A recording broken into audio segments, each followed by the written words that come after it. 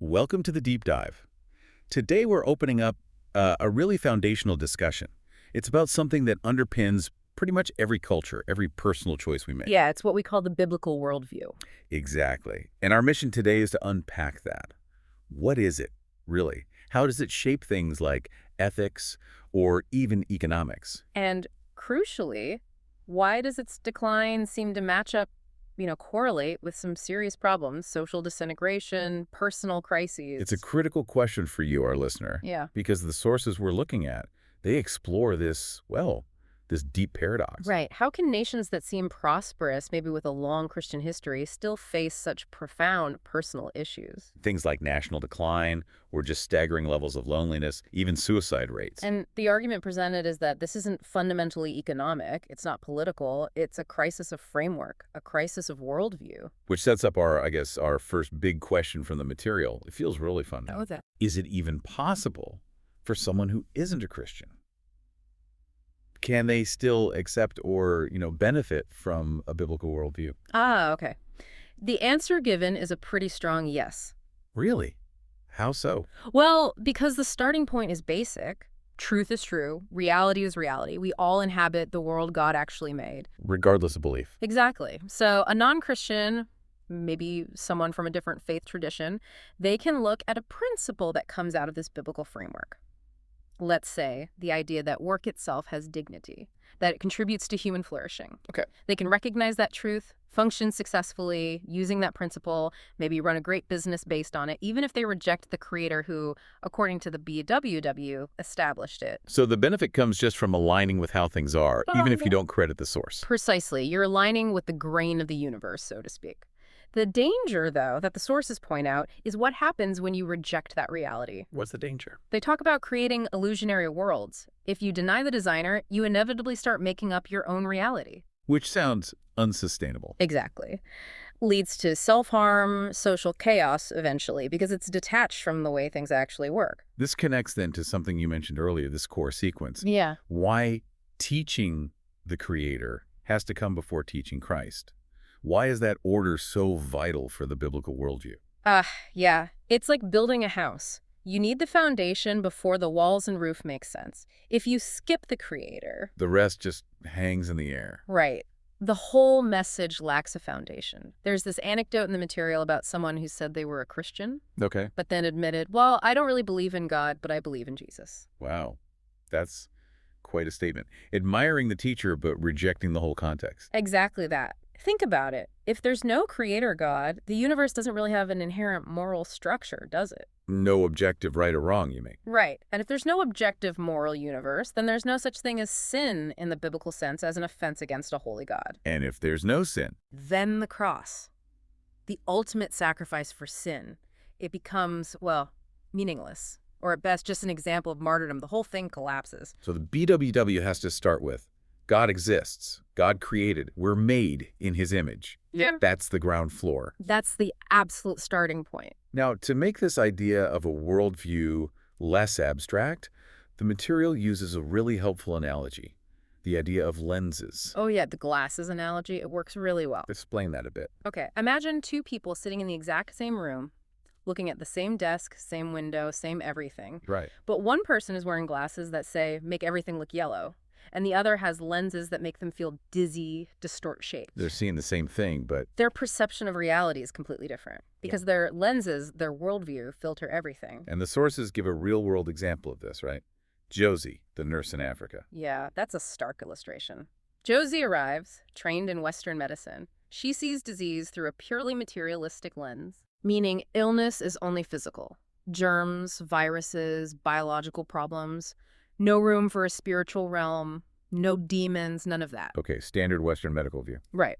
But her local friends living in that culture, they see the exact same symptoms of fever, pain, whatever it is, but through a completely different lens. Their worldview includes spirits. Totally. Their lens is filled with spirits, curses, witchcraft. So for them, the illness isn't just germs, it's caused by spiritual forces. So same physical evidence, radically different interpretation of reality. Cause, cure, everything. Exactly. All down to the invisible framework, the worldview lenses they're looking through. It's amazing how powerful those unseen frameworks are. Yeah. Let's shift a bit to the history. How did this biblical worldview, the BWW as you called it, originally come about? And where did things start to go off track? Well, the original BWW, as presented, was genuinely revolutionary for its time. The core idea was God exists. He created everything, the entire universe, and this is key. He is engaged with it. He interacts with his creation. Which was different from... Very different from, say, lots of ancient views.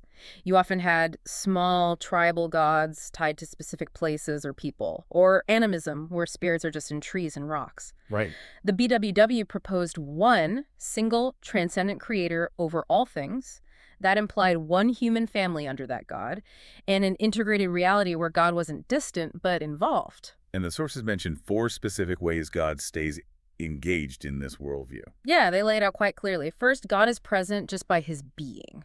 He's everywhere, omnipresent, both beyond creation and deeply within it. Okay. Second, he's present in history, working through events both in ancient times and, in our personal lives today. Makes sense. Third, obviously, the Incarnation, the idea that the designer literally entered the design, Christ dwelt among us. That's huge integration. The ultimate connection. And fourth, for believers, the indwelling Holy Spirit, the creator actually living inside the believer. So yeah, it's an incredibly robust, connected framework. Okay, so if that BWW framework was so integrated, so strong, what started to chip away at it? What were the major challenges or attacks? Well, the sources pinpoint a major philosophical shift starting around the Enlightenment, really hitting a peak with the French Revolution. Okay, the French Revolution, how did that impact the worldview? The way the material frames it is partly as a desire to keep God, maybe, but without the moral accountability that came with him. You mean wanting the benefits without the rules? Sort of. A push for intellectual autonomy, freedom from biblical ethics. Things like, well, the source bluntly mentions wanting to have sex with whoever they wanted without guilt or consequence. Okay, hold on. Isn't that a massive oversimplification of the French Revolution? Yeah. Reducing it to just wanting sexual freedom. That feels a bit reductionist. It is definitely shorthand and maybe jarringly put in the source. That's a fair critique.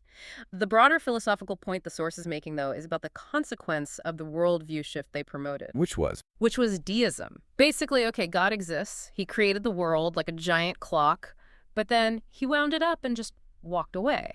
Those connecting lines, God interacting in history, in person, severed. The divine clockmaker who's no longer involved. Exactly. And the sources argue deism was always unstable.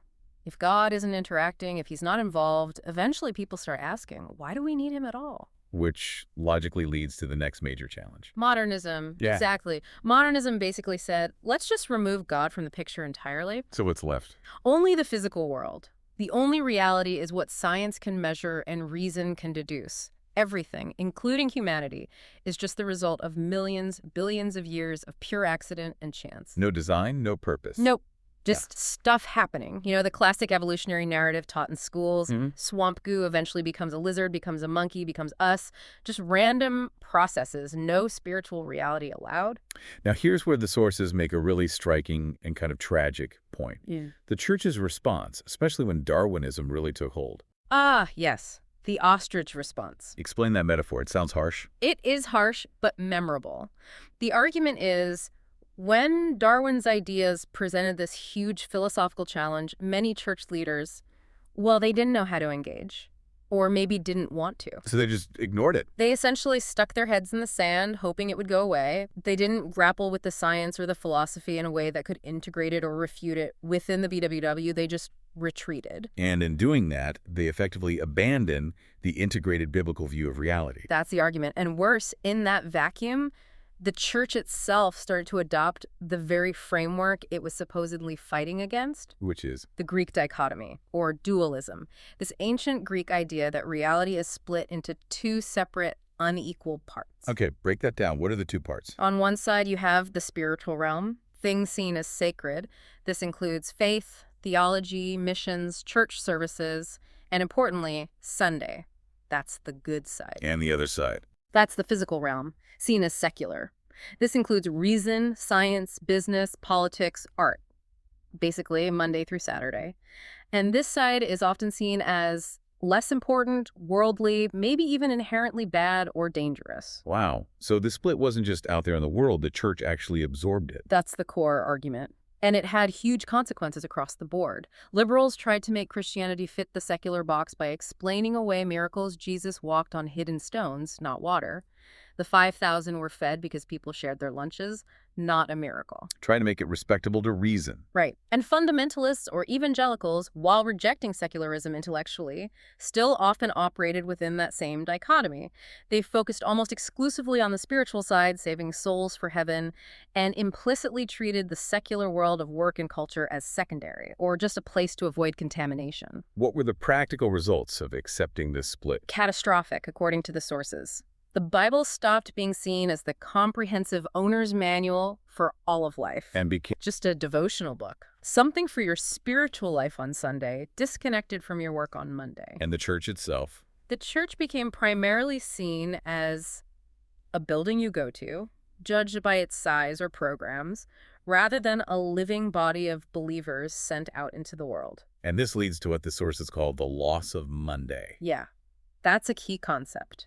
If God is only truly interested in the spiritual stuff, the sacred activities, then what you do Monday to Friday, your job, your art, your politics, it's somehow less important, less spiritual. So a businessman could be totally corrupt all week. And then go to church on Sunday, maybe even teach Sunday school, and feel no real contradiction, because in a dualistic view, his business life, secular, and his church life, sacred, are in completely separate boxes. But the sources argue this wasn't always the case historically. Not at all. Think of the medieval craftsman, the shoemaker. His understanding was that making the absolute best shoes he could make was his act of worship.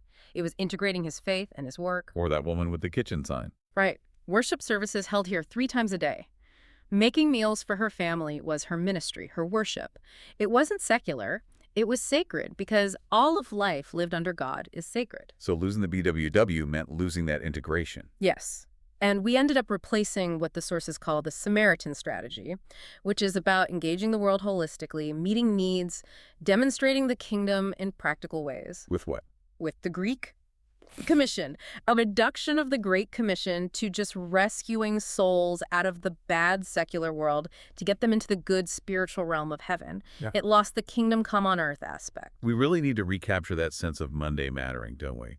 That our daily work has purpose. Absolutely. God calls us to be Christians in time, right here, right now, using the gifts and roles he's given us, not just waiting for heaven. Okay, let's pivot slightly. How does this worldview lens apply to specific cultural things people grapple with? For example, the sources touch on fantasy literature. There was a question about Harry Potter. Right. The concern raised isn't about fantasy itself, but about fantasy that potentially creates a world disconnected from or even antagonistic to God's reality. So what's the counsel given? Encourage reading authors who understood this.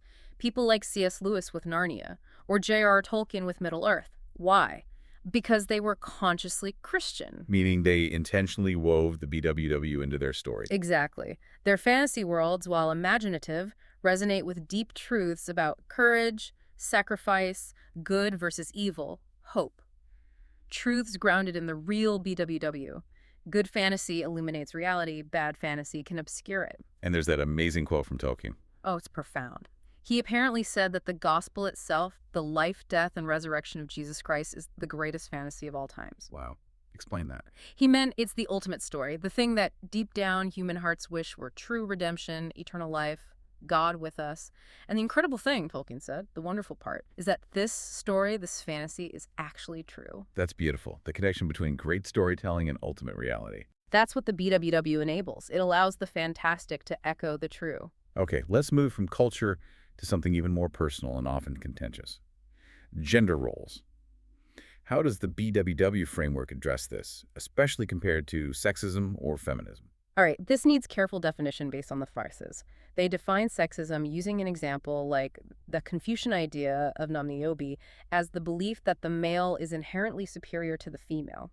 Simple hierarchy. Okay, clear enough. And feminism. They frame feminism often as a necessary reaction against sexism, but one that sometimes, in its drive for equality, lands on the idea that men and women must be the same to be equal. And the critique offered is that this push for sameness can unintentionally end up valuing maleness. That's the provocative point made. The drive can become, for a woman to be truly equal, she has to be able to do everything a man does in the way a man does it. Can you give an example used? The source uses the example of abortion. The argument presented is that if a man inherently has freedom from the biological consequence of pregnancy, then for a woman to achieve that same functional freedom or equality like a man, she might seek the ability to eliminate pregnancy. It values the male biological reality as the norm for freedom. Okay, that's a challenging perspective. Mm. So if that's the critique of those two views, what's the BWW alternative? The BWW insists on something different. It says men and women are absolutely equal in dignity, value, and honor. Both are created fully in God's image. No superiority or inferiority there. Equal value. But UT, they are not the same. They are created male and female, different by divine design and purpose. So equality in worth, but difference in design. Exactly. And here's the kicker. The sources argue that to fully reflect the complete image of God, both male and female perspectives and qualities are necessary. One sex alone, or even two people of the same sex, cannot fully mirror the breadth of God's multifaceted character as revealed in creation. That's a profound idea. And it leads perfectly into the final major insight from the material, doesn't it? The concept of the maternal heart of God. Yes. If the BWW is true, and if women are made equally in God's image with distinct feminine design, then femininity must reflect something true about God himself, just as masculinity does. So God isn't just Father. The Bible consistently uses father, and that's primary. But the sources are he also possesses qualities we associate with a mother's heart. It's revealed through similes. God is like a mother in certain ways. And the Rembrandt painting illustrates this. Beautifully. The return of the prodigal son. Look closely at the father's hands on the son's shoulders. Rembrandt painted them differently. How so? One hand is strong, thick, masculine, the paternal heart. The other hand is softer, gentler, more slender, representing the maternal heart. Both are part of the father's embrace. Amazing detail. So the sources then explore specific biblical similes that reveal this maternal aspect. Yes, three powerful ones, deeply tied to female biology and experience, used to describe God's character. Let's take the first one, womb love. Okay, this comes from the Hebrew word ramham. It's usually translated as compassion, mercy, loving kindness. But the root word ramham literally means womb. The physical womb. Yes. The idea is that God designed the woman's physical womb to be the very source and expression of this deep, gut-level compassion. It's a love that feels intensely protective. Is there a biblical example? The classic one is Solomon and the two prostitutes fighting over the baby. How did Solomon know the real mother? She wouldn't let the baby be cut in half. Right. Her ram, her womb love, her compassion cried out. She'd rather give up her son than see him harmed. That intense, self-sacrificing compassion reflects something of God's own heart. Wow. Okay, what's the second simile? This one relates to nurturing and provision, El Shaddai. We hear that name for God, but what does it mean? It's one of the oldest names for God. It means the all-sufficient one, the satisfier, sometimes the almighty, but the root word shad means breast or bosom. So God of the breast. Literally. He is the one who nourishes perfectly, who provides everything we need, like a nursing mother provides for her infant. Isaiah 49 uses this image directly. God asks rhetorically, can a mother forget the baby at her breast? Implying it's almost impossible. Almost. But then God says, yet even if she forgets, I will not forget you. God is the perfect nurturing provider who never fails, whose sufficiency is absolute.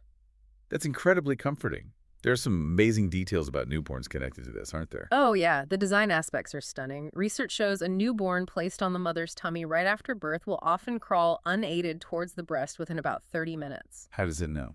It seems drawn instinctively, possibly to the familiar sound of the mother's heartbeat, which was the dominant sound in the womb. It's seeking that source of life and comfort. And the eye contact. That too. A newborn's optimal focus distance is about 8 inches, which happens to be the exact distance between the baby's face and the mother's face when nursing. Designed for connection. That first intimate soul-to-soul gaze, it's all part of El Shaddai's design for nurturing connection. Incredible. Okay, the third simile.